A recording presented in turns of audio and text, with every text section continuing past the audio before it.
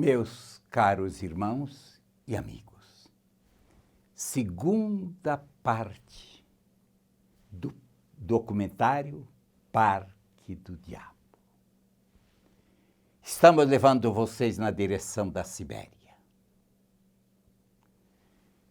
tornando consciência do que aconteceu na história de milhares de pessoas excluídas da vida pelo sistema comunista, tão diabólico como todos os sistemas ateus, onde milhares de pessoas foram mortas, pura e simplesmente por discordarem, pura e simplesmente por acreditarem em Jesus, por dizerem que têm uma fé. Esse documentário é uma expressão viva do mistério da paixão de Jesus, que não terminou com Jesus, mas que continua através dos tempos em todos aqueles que vivem Jesus, por Jesus e para Jesus.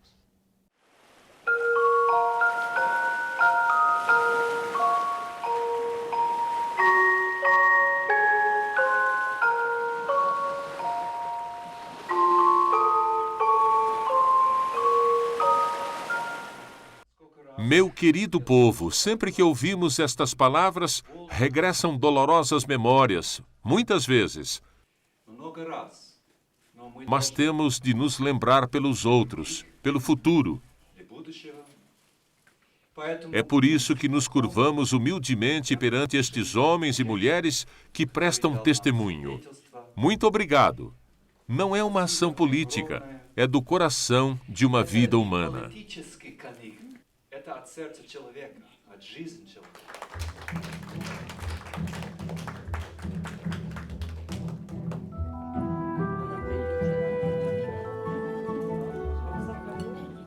O Michael salva-nos a todos.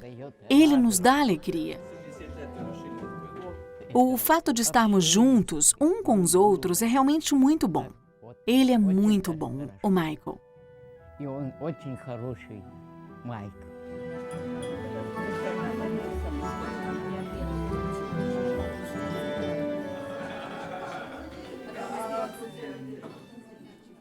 Eles sempre lamentaram não haver realmente um local onde pudessem rezar e relembrar os seus mortos. Tem um monumento em Magadã chamado a Máscara das Tristezas, mas é mais ou menos uma gigantesca máscara russa, que não é especialmente apreciada pelos reprimidos, embora eles vão lá algumas vezes, mas não existe um local para rezar. E assim, quando nós construímos uma igreja, construímos especificamente uma capela, a qual chamamos Capela dos Mártires, por aqueles que morreram nos campos de prisioneiros. Todos os reprimidos trouxeram cruzes para as suas famílias e para os seus amigos. E nós as colocamos na parede do altar. É apenas para nos lembrarmos onde estamos, por quem estamos rezando, e com quem estamos rezando? É que eu julgo que muitas destas pessoas que morreram são santos não canonizados. Portanto, temos ícones na capela que representam padres, religiosas e leigos que morreram na região de Colima. Não estão oficialmente canonizados, mas certamente, aos olhos do Senhor, eles são santos. Não tenho uma pessoa na paróquia que não tivesse alguém enviado para os gulags. Alguém que tivesse sofrido nos gulags. Portanto, uma doutrina do medo que foi plantada no coração das pessoas ainda permanece até hoje. As pessoas ainda sentem um medo profundo.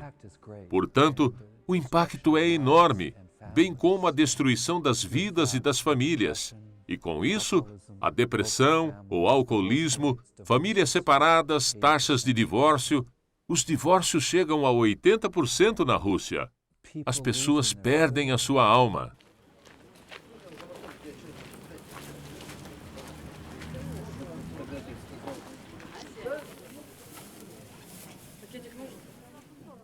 Os comunistas quase destruíram a igreja. Mas quando a fé é redescoberta ou descoberta pela primeira vez na Rússia, as pessoas crescem muito depressa. Eu procurei algo no sexo e no álcool. Onde quer que procurasse, não encontrava nada, até que vim à igreja. E foi quando percebi que precisava de Deus. E precisava da igreja, isto é, daquela comunhão que não consigo atingir neste mundo, no qual nada, o qual só me deu o vazio. Nela, consegui verdadeiramente uma paz de espírito e estabilidade. E foi onde encontrei finalmente a minha família. A igreja me deu uma nova oportunidade de vida nesse mundo. Eu podia ter morrido antes de vir aqui.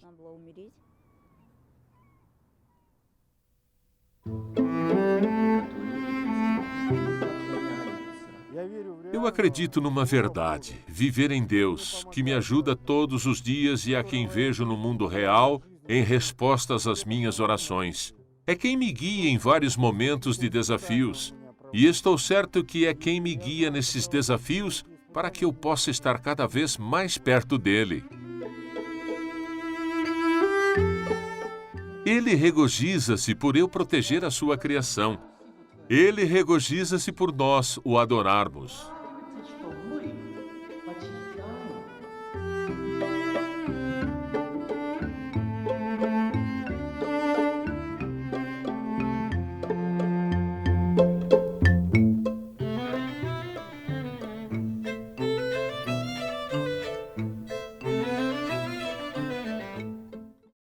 Oração, informação e caridade.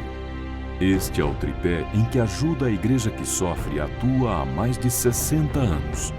Seja no sustento de missionários e religiosas, na formação de novos padres ou na construção de igrejas, a Ajuda a Igreja que Sofre apoia projetos em mais de 140 países, tanto em regiões de missão como nos lugares de perseguição. Você pode fazer parte desta obra. Ligue agora para 0800 77 099 27 ou acesse o site www.ais.org.br e peça para receber gratuitamente em sua casa o boletim mensal da Ajuda à Igreja que Sofre. Assim, você estará bem informado sobre o que acontece com a sua igreja e saberá como você pode ajudá-la com sua oração e doação.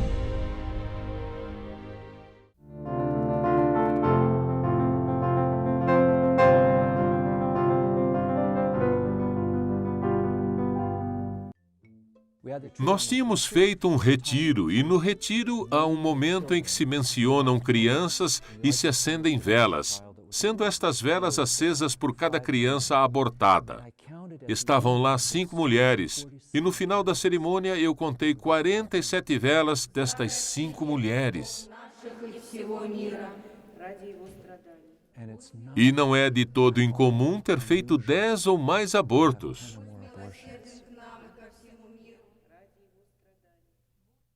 Eu tinha 3 filhos, agora são 5, com o nascimento de 2 gêmeas. Vivo com o meu noivo. Descobri recentemente que estava grávida.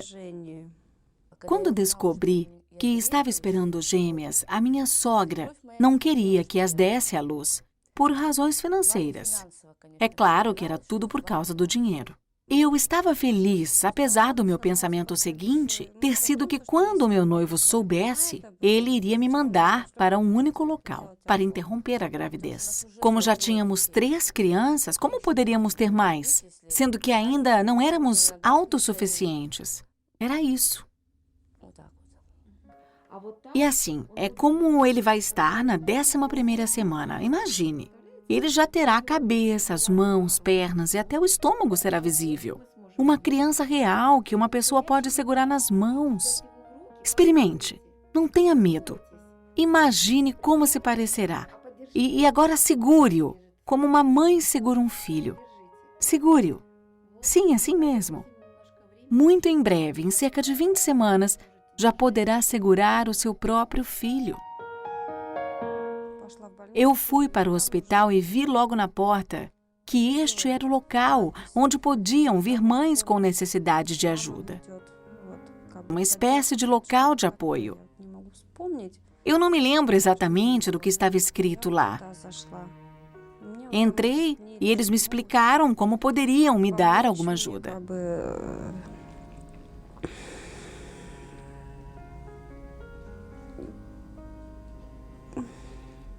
Foi aqui que conhecemos o Padre Michael, que nos tem ajudado já há 2 meses.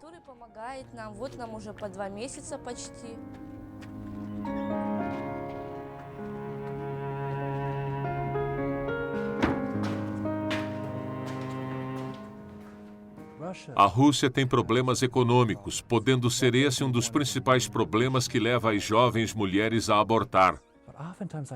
Mas muito frequentemente, também descubro terríveis influências de maridos, namorados, avós. Dizem que uma criança é um incômodo, que uma criança é um entrave.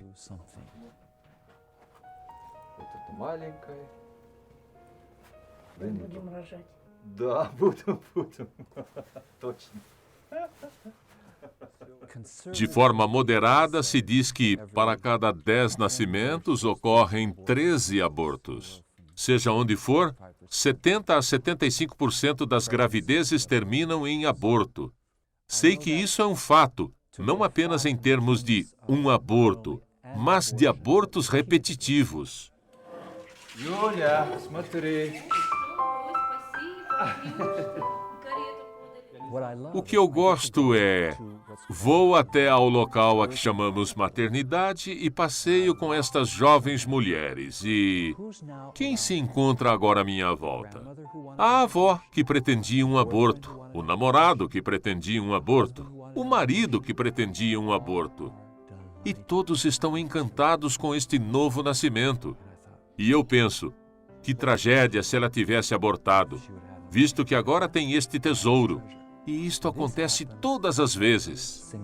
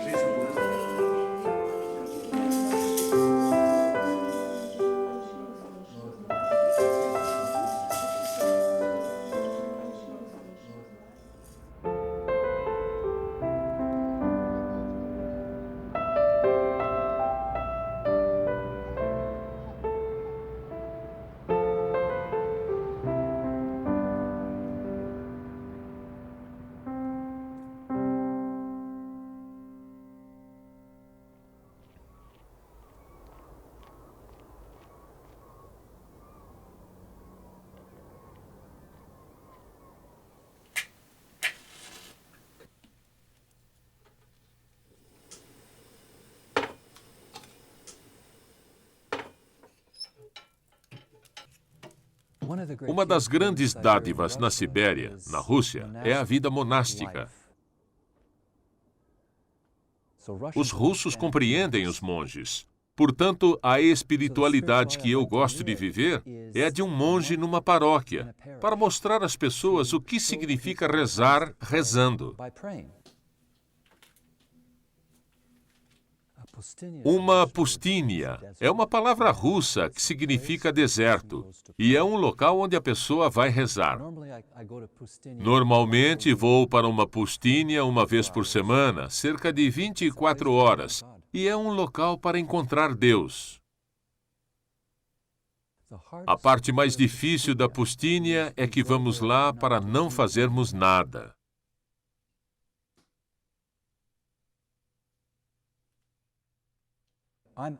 Eu sou ativo e por isso é difícil não estar ativo. Por isso, o mais difícil é aguardar a sua palavra, esperar que Deus fale.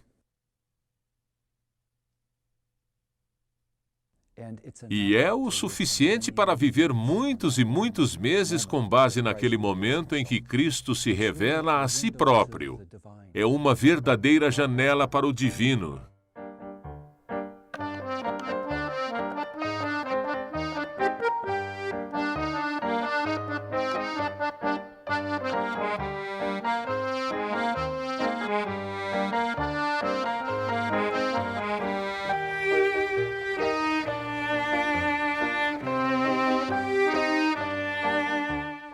Aqui, encontrei o que andava à procura enquanto padre.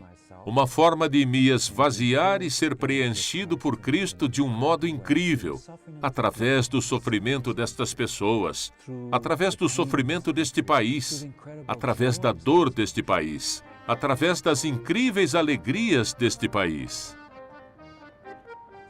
A Rússia é um local onde existem muitas e muitas lições para aprender. O que precisamos de aprender é o quão facilmente conseguimos desumanizar uma pessoa. Conseguimos aprender como é fácil que a vida deixe de ser sagrada, e é certamente uma lição que o mundo tem de aprender.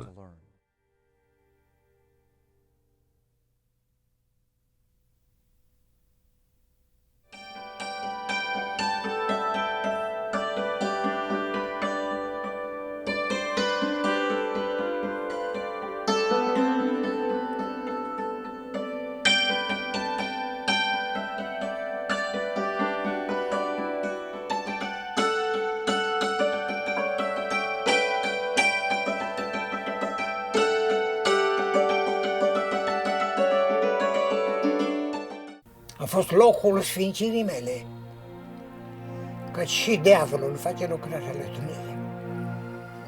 A fost locul în care s-au convertit atâția oameni. A fost locul în care atâția oameni și-au ispășit păcatele. Deci diavolul, dacă a vrut să ne chinuie, de fapt ne-a slujit.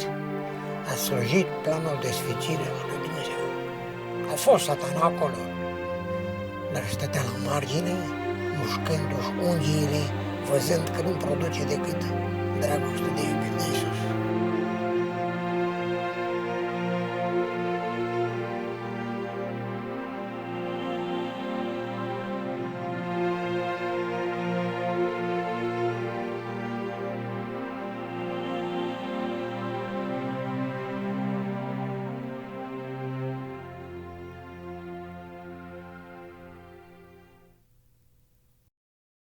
Oração, informação e caridade. Este é o tripé em que ajuda a Igreja que Sofre e atua há mais de 60 anos. Seja no sustento de missionários e religiosas, na formação de novos padres ou na construção de igrejas, a Ajuda à Igreja que Sofre apoia projetos em mais de 140 países, tanto em regiões de missão como nos lugares de perseguição. Você pode fazer parte desta obra.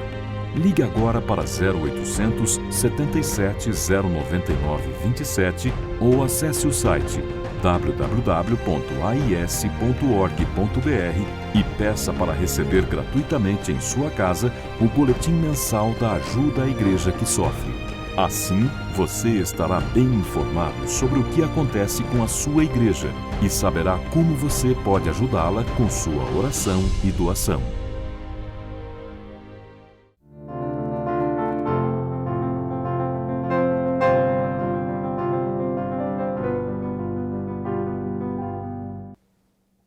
Amigos e irmãos, diante desses dois momentos que apresentamos a vocês, sobre um pouco do que foi a realidade da Sibéria, como campo de exclusão da vida humana pelo sistema comunista, é preferível fazer silêncio do que falar.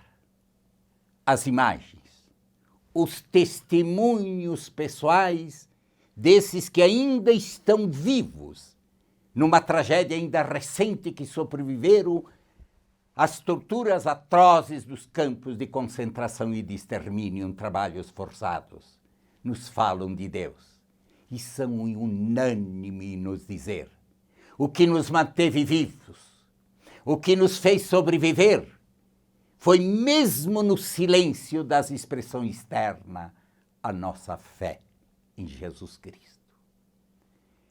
Padre Michel, que foi enviado para levar a esperança a essa realidade aonde o sistema comunista terminou, mas não as ruínas da destruição humana. Vai ao encontro, ouve, os aproxima, os reúne, traz à tona sua memória e a fé de Jesus se renova como uma esperança que surge das cinzas do Gólgota, feito pela civilização moderna e nossos irmãos de nosso tempo. Sim, o testemunho de fé dessa gente. A igreja que vai levando a esperança para essa cidade de uns 150 mil habitantes, na Sibéria, como que isolada do mundo, isolada ainda do atendimento e da dignidade humana, onde mais de 80% das famílias são divorciadas, onde 75% das mulheres foram exigidas provocarem 4, 5 abortos. O coração humano está espedaçado, destruído, arrasado. Disso as manchetes do mundo não mostram. Mas nós queremos mostrar essas feridas quando o ser humano se afasta de Deus. Amigo e amiga, você que tem fé, ponha-se um pouco no lugar desses nossos irmãos. Vamos na direção. A IS foi como pioneira nessa direção.